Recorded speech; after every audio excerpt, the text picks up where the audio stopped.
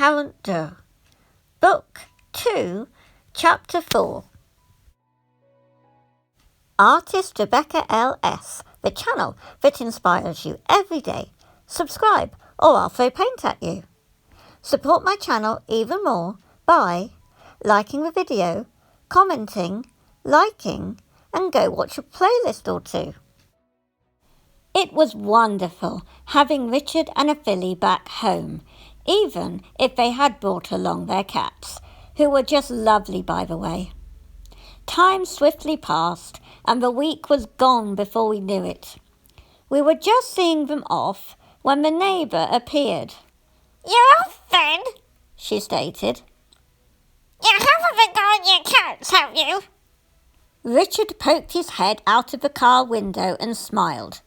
"Of course not. They're safely in their box on the back seat."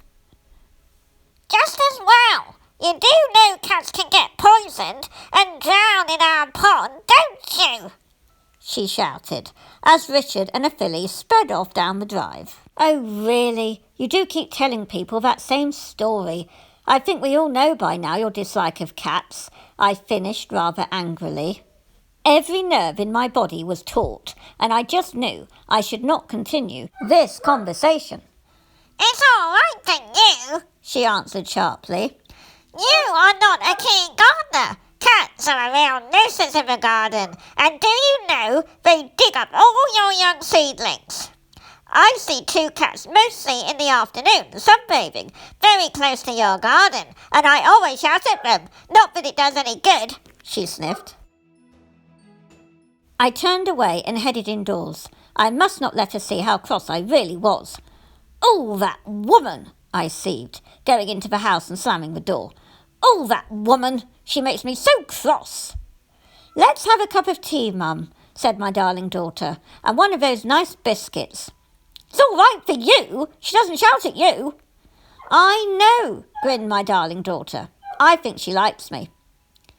"Did someone mention biscuits?" called Dad. Wheat's such a lovely cat and extremely intelligent. He's decided that he and I must have breakfast together. You see, in the summer, we often eat outside, and so he waits at the back door until I appear with my plate and jumps up alongside me. It seems almost as if he's asking for cheese off my plate. We breakfast in the continental way: croissants, honey, cake, cheese, fruit, and coffee. He adores camembert cheese, and consequently ends up with most of mine. Beck says I'll have to take breakfast outside, even in the winter, because he will never understand if I breakfast indoors. We'll just have to wait and see. After all, there must be a limit to how much one has to pander to a cat, surely. "Don't think so, Mum," smiled my darling daughter. "You'll just have to put on your hat, coat and gloves. I'll take a picture," she sniggered. I gave her a meaningful glance and put on the kettle. Winter seemed a very long way away at this moment, with the hot sun streaming in through the windows. I noticed Gingham lying stretched out sunbathing. Very peaceful, I thought. End of Book 2. Stay tuned for Book 3, coming very soon.